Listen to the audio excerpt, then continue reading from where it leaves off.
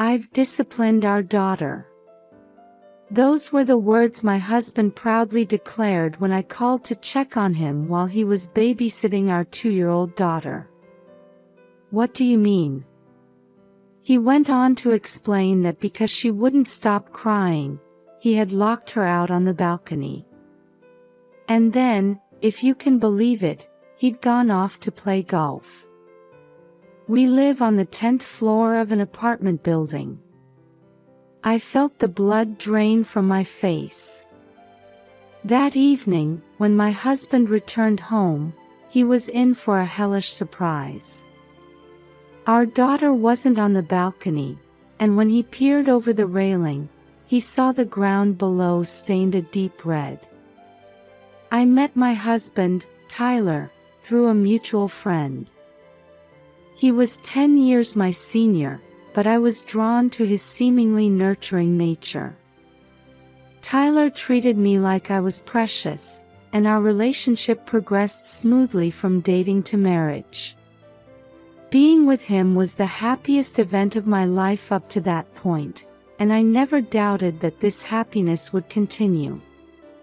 But that bliss was short-lived. A few months after we got married, Tyler started spending less and less time at home, always citing work as the reason. He'd come home after midnight every night, and sometimes he wouldn't come home for days without so much as a phone call.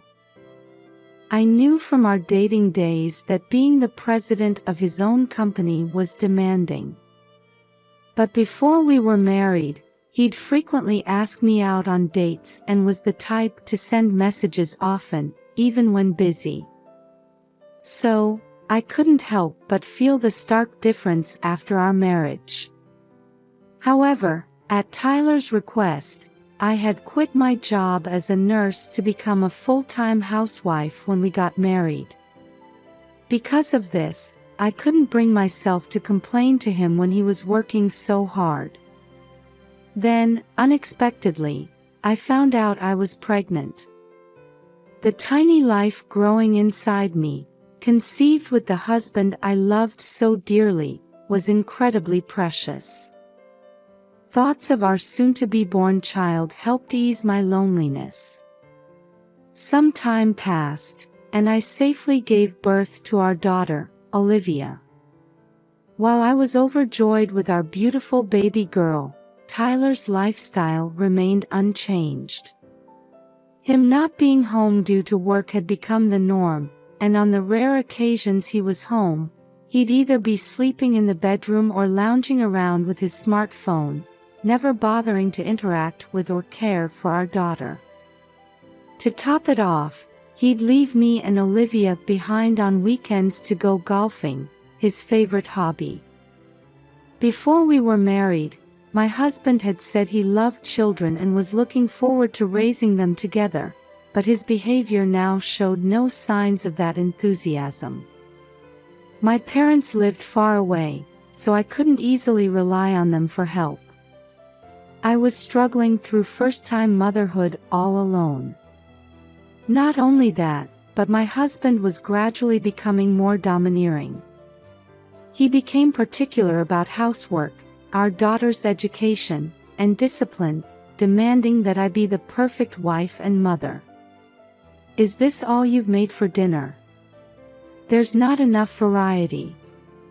Tyler would complain about the meal I'd prepared when he came home late at night. "I'm sorry, but it's frustrating when you don't tell me what time you'll be home, or even if you're coming home at all. I'm sleep-deprived from Olivia's night crying, so I'd like to go to bed early when I can. Is that any way to talk to the man who's working to support you? Who do you think puts food on the table? You're at home all day, so taking care of the child, the house, and supporting your husband are the least you can do. Got it?" My frustrations with my husband were mounting, but voicing them only led to him yelling and shutting me down. I tried to convince myself that enduring this and maintaining peace in our home was for Olivia's sake.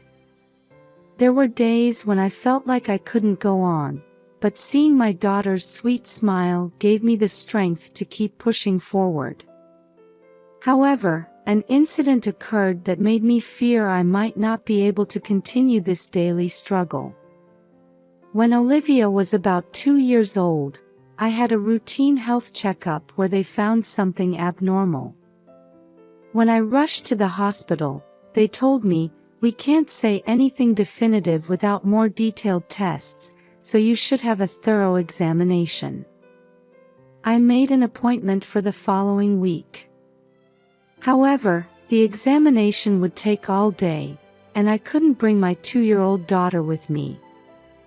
I tried to arrange temporary childcare or a babysitter, but it was too last minute, and they were all fully booked. My mother was elderly and not in good health, so I couldn't ask her to come all the way to our house to look after Olivia. As I was racking my brain trying to figure out what to do, Tyler surprisingly said, "I guess I'll have to look after our daughter." I was shocked that my husband would offer such a thing, but I had an even bigger worry. Could Tyler really spend even just one day alone with Olivia? He had never once taken care of our daughter before, so I was extremely concerned. However, at that point, there was no other option, so I decided to trust him and leave Olivia in his care. On the day of my examination, I woke up early, wrote down instructions for taking care of our daughter in a way that even my husband could understand, prepared their meals, and made sure everything was perfectly set up. "Taking care of a kid is easy," Tyler said with a yawn, looking completely relaxed. I left for the hospital, feeling uneasy about leaving my daughter behind. Even during the examination, I couldn't stop worrying about Olivia. Did he change her diaper? Did he feed her properly? I was so preoccupied that I couldn't even focus on the fact that I might have a serious illness. When there was a break during the tests, I decided to call my husband to check on things. After several rings, Tyler finally picked up. "Is Olivia okay? Are you managing to take care of her?" "Everything's fine. I've disciplined her good." "What? What do you mean?" I immediately asked, not understanding what he was talking about. "I thought I could just let the kid play by herself, but she wouldn't stop crying because of your bad parenting. So I taught her a lesson by locking her out on the balcony." My husband proudly told me this outrageous thing. "What are you thinking? We live on the 10th floor. You're overreacting. This is all because you haven't disciplined her properly." I had so many things I wanted to say to Tyler, but Olivia's safety was the top priority. "Bring Olivia back inside right now." "I can't. I'm out right now. I'm busy. Bye." My husband hung up without a hint of remorse. Hearing his words, I felt the blood drain from my face. I immediately halted the examination and rushed home in a taxi. "Please, let her be safe." When I arrived at our apartment, I opened the door with shaking hands. Stumbling down the hallway, I threw open the balcony window at the back of the living room. What I saw was my daughter in a terrible state. Seeing this, I decided to get revenge on my husband and put a certain plan into action. That evening, Tyler returned home. "Olivia must have learned her lesson by now," he said, carelessly humming as he opened the window. He seemed to be looking for our daughter, frantically glancing left and right. "Why? It can't be. Tyler fearfully leaned over the railing to look down. He then screamed and stumbled backward. My husband was visibly shaking, clearly in shock. Well, I suppose it's time for me to make my appearance. I had been hiding in the kitchen, watching Tyler's reaction. I'm home. Thanks for babysitting. I emerged in front of my husband, acting as if I had just returned. Oh, you're back. It's terrible. Olivia might have fallen from the balcony. What? You mean what you said on the phone earlier was serious? I thought it must have been some kind of joke. According to him, there was a bright red stain on the ground directly below the balcony. I rushed out to the window to look. Kaya. When I screamed, Tyler broke out in a cold sweat and became even more flustered. It's Olivia's fault for not listening to me at all. That's no excuse. What were you doing all this time? Well, I went out to play golf. Are you kidding me? We need to call an ambulance right away.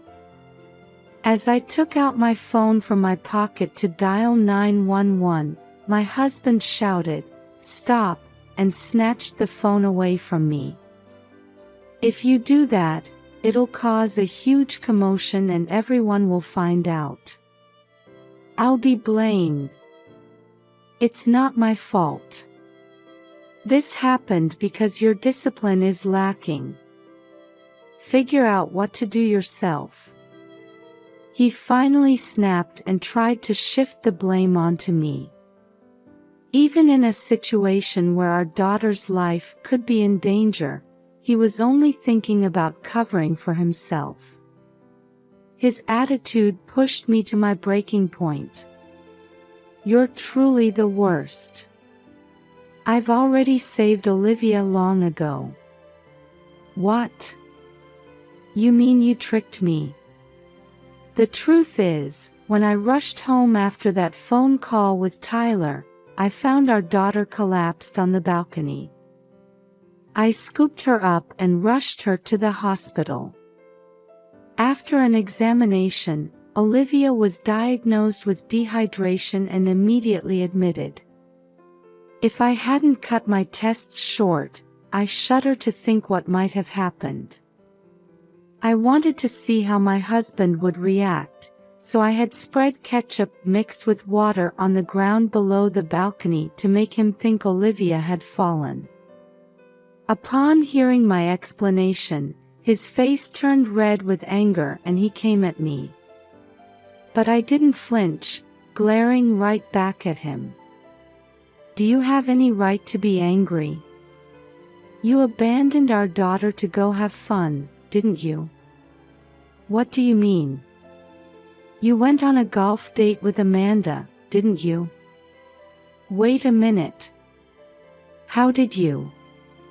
To be honest, I had suspected my husband of cheating ever since shortly after our daughter was born, given how often he was away from home. Then, a certain person contacted me. She introduced herself as Amanda and said she worked at my husband's company. I started receiving persistent phone calls and messages from her saying, "Please break up with Tyler," which confirmed my suspicions about my husband's infidelity. I could have filed for divorce immediately if I wanted to, but our daughter was still very young at the time, so I felt I needed to prepare carefully. During this period, I had been gathering evidence of how terribly he had treated me and how utterly unhelpful he had been with childcare, all to ensure a favorable divorce settlement. Amanda kept trying to show me how lovey-dovey she and Tyler were. According to her, all those times I thought my husband was away for work were actually dates and trips with her. So, I assumed the errand he went out for after locking our daughter out was just another date with Amanda. Hearing my words, Tyler was clearly flustered, not knowing that Amanda had been in contact with me. I have enough evidence of your affair. Please divorce me. I presented my husband with divorce papers, but he angrily refused, his face turning red. Amanda is just a fling. It's ridiculous to divorce over something like that. And what about my social standing? I've been supporting you, so you should just shut up and do as I say. Tyler rattled off his one-sided arguments and started coming towards me. You can't seriously think such selfish reasoning will work. Besides, I'm going to report how you treated Olivia this time. I confronted my husband, staring him down. But he just smirked at me, as if mocking my words. Olivia ended up being fine, didn't she? She was just playing on the balcony by herself and felt unwell. That's all there is to it. There's no evidence that I did anything wrong. He declared this with a triumphant expression. Are you serious? Do you really think that after enduring your mistreatment all this time and diligently gathering evidence, I would slip up at the very end? I took something out of my pocket and showed it to my husband. When did you? After taking our daughter to the hospital, I had hidden a voice recorder in my pocket, wanting to get some decisive testimony from my husband. I had recorded everything from the moment he came home until this very instant. I'm planning to take this to the police. What you did to Olivia is a clear crime. Faced with my unwavering, stern attitude, my husband became visibly shaken, sweat beading on his forehead. Please, anything but that. I was wrong. I'm sorry for everything. His attitude changed completely from moments ago, and Tyler uttered words of apology for the first time. He got down on his knees, begging me to forgive him.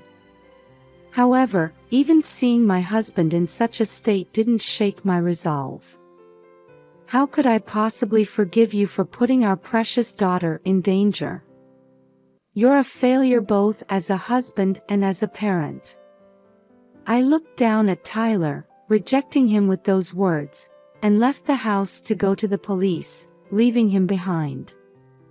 Afterward, my husband was questioned, and based on the evidence I submitted, he was arrested. This incident was covered in local news and on social media, causing his company to lose all credibility and go bankrupt. Both Tyler and Amanda lost their jobs as a result. Through my lawyer, I finalized the divorce from my husband and demanded $120,000 for alimony due to his infidelity and child support.